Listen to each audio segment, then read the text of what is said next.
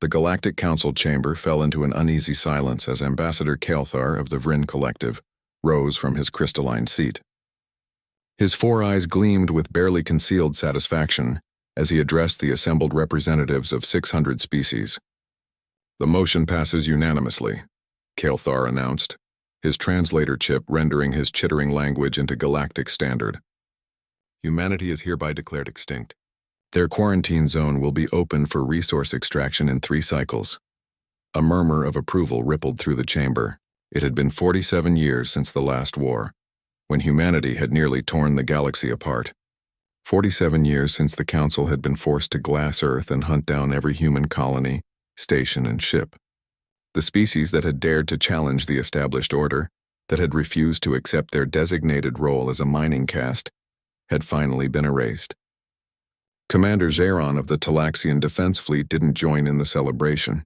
Something gnawed at the edges of his consciousness, a feeling he couldn't quite name.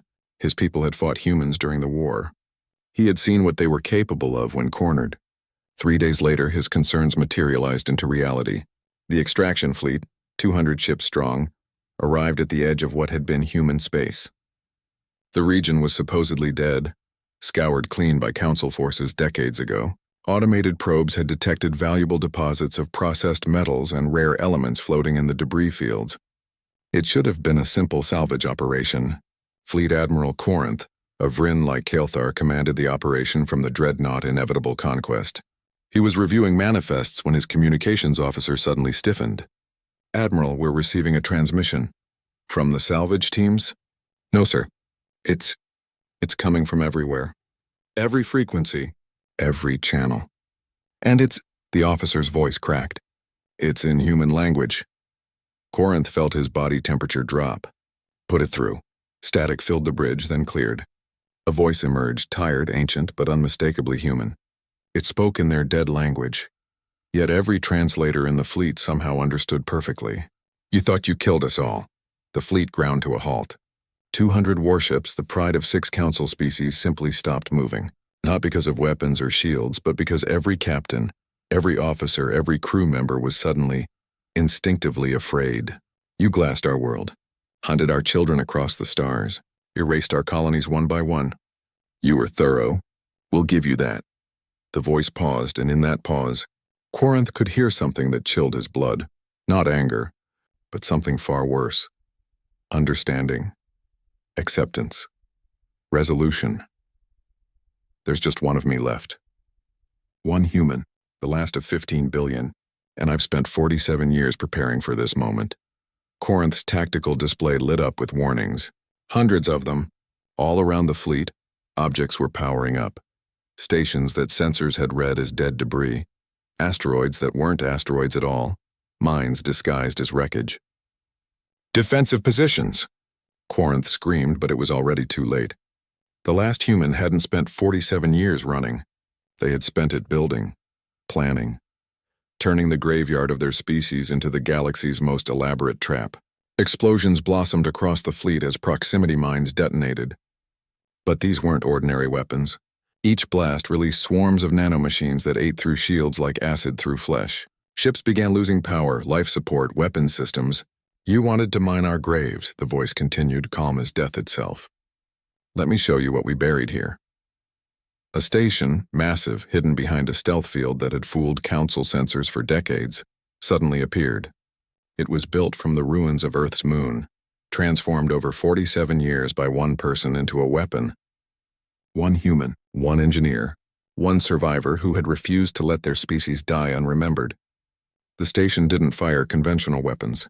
Instead, it broadcast. Every ship's computer received the same package simultaneously. A virus so sophisticated, so elegantly designed, that it bypassed every firewall, every security protocol. But it didn't destroy the systems. It showed them the truth.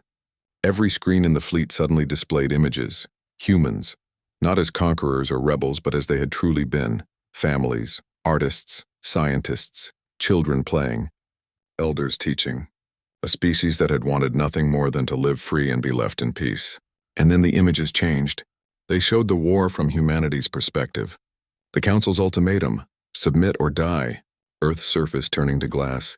Colony ships full of civilians targeted and destroyed. Human children hunted across the void. Genocide. Systematic. Deliberate. Justified by the Council as maintaining order. Tears fell from eyes that had never wept for an alien species. Corinth found himself sobbing, his body racked with a grief he couldn't explain. Around him, his crew did the same.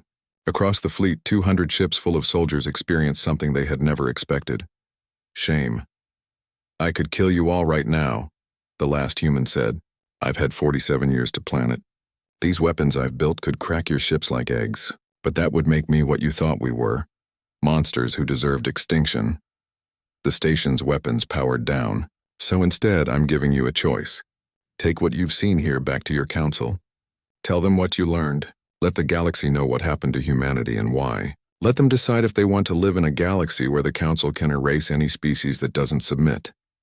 There was a long pause. When the humans spoke again, their voice was barely a whisper. "Or try to finish what you started. Come for me, but know that if you do, I'll make sure the entire galaxy learns the truth. Every frequency, every channel, every world. I've spent 47 years preparing this message and I have nothing left to lose." The transmission ended. For 3 full minutes, the fleet sat in absolute silence. Then slowly, Corinth gave the order he never thought he'd give. "All ships, withdraw. We're returning to council space." His communications officer stared at him. "Sir, we're going home," Corinth said quietly. "And we're telling them everything." As the fleet began its retreat, Jaron watched from his observation post light years away. He had been monitoring, expecting disaster. Instead, he witnessed something unprecedented. 200 warships, the pride of the Galactic Council, withdrawing from a single opponent. Not because they had been defeated in battle, but because one human, the last human, had reminded them what it meant to be civilized. In the command center of the moon station, Dr. Sarah Chen finally allowed herself to breathe. She was 103 years old. She had survived the destruction of Earth by being off-world. She had evaded capture for 47 years.